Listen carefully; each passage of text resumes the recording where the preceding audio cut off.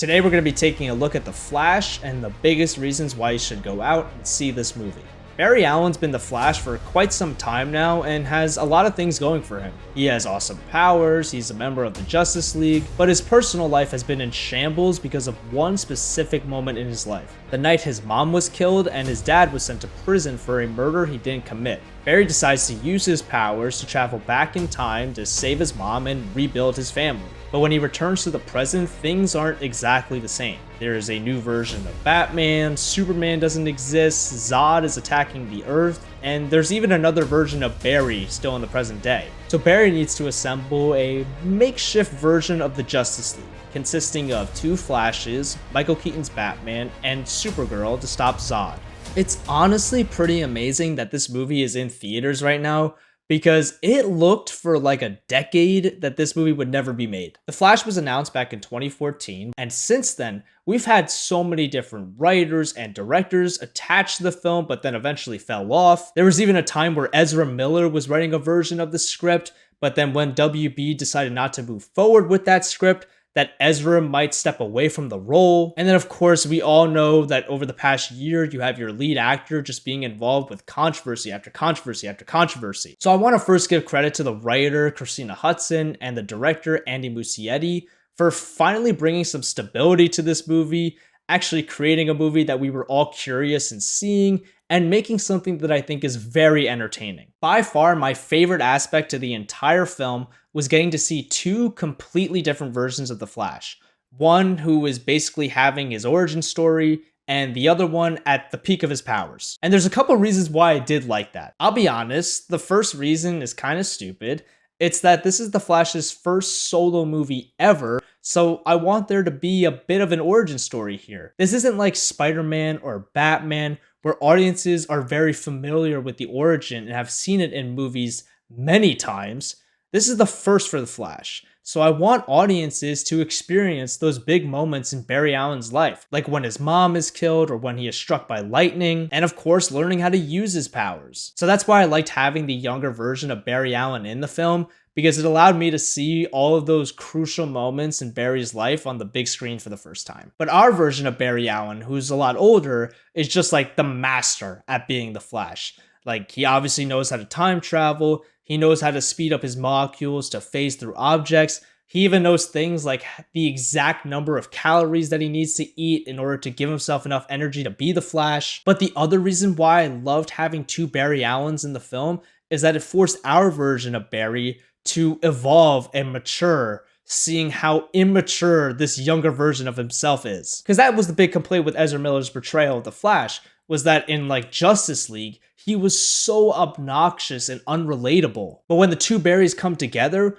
our version of Barry Allen actually starts to feel like Barry Allen, and is just a way more like digestible and likable character overall. I also really liked how this movie is just a straight up time travel movie through and through. Everything that happens in the story, every character that we meet, is all impacted by Barry's decision to go back in time to save his mom. And I really like time travel movies because there's always that constant tension as well as curiosity. Tension in that there's always that conflict about what you can change, what you can't, how much interaction you can have with the people around you, what things need to happen in order for the original timeline to stay in check. Curiosity in seeing how this new timeline differs from the original one that we're familiar with. One of the big differences in this new timeline is Michael Keaton is back as Batman. You could tell that Michael Keaton is having a blast. You could tell that old man Bruce Wayne is having a blast, just kicking so much ass. As for like the character arc or motivations that he has in this film,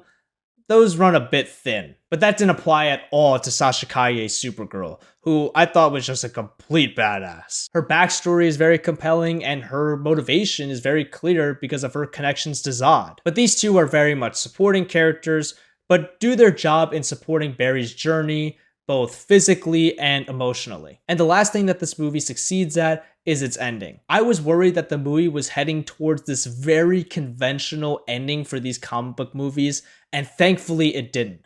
What we got instead was a much more dramatic and emotional and character-driven ending to the film that was just so much more rewarding and satisfying. As for some of the complaints I have with the film, there's been a lot of talk already about the visual effects. You even have the director Andy Muschietti coming out with a statement saying, well, some of those bad effects were intentional because the Flash is moving so fast, so it makes sense if things are a little blurry. And I could definitely see for some scenes what he's talking about, so I'm gonna give him the benefit of the doubt.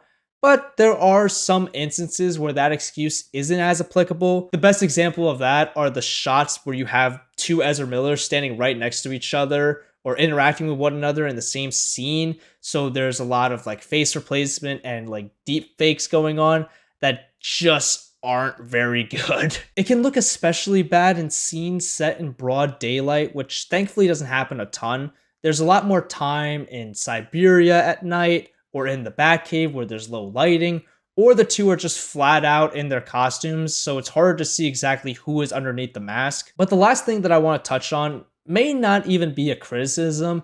It's more just like a tangent that I want to go on for a bit. This movie started to develop ungodly expectations for itself when you had the CEO of Warner Brothers Discovery come out and say it's the best superhero movie ever made. You have the new head of DC Studios, James Gunn, also saying the same things. And look, I get it. They're just trying to create some buzz for the film and make a little bit of money. And that's especially important for this film because this is Warner Brothers' last sort of tentpole DCEU film before the hard reset. I know you still have Blue Beetle and Aquaman 2 coming out, but neither, I would say, have the box office potential as The Flash, especially when you have Michael Keaton as Batman in the movie. So Warner Brothers is just trying to milk this thing dry before they have to start from scratch again. But I'll be honest, a part of me does feel misled, because this is by no means the greatest comic book movie of all time.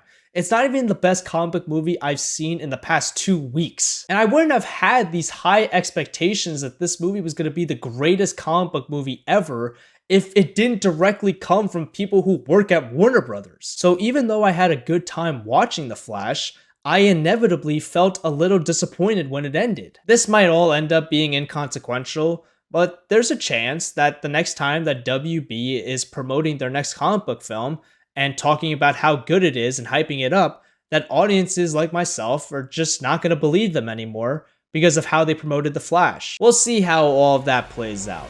But just to wrap it all up, temper your expectations a little bit for this film. But those are my biggest reasons why you should go out and see The Flash. If you happen to see it, let me know in the comments what you thought of it, and I'll see you guys in the next one.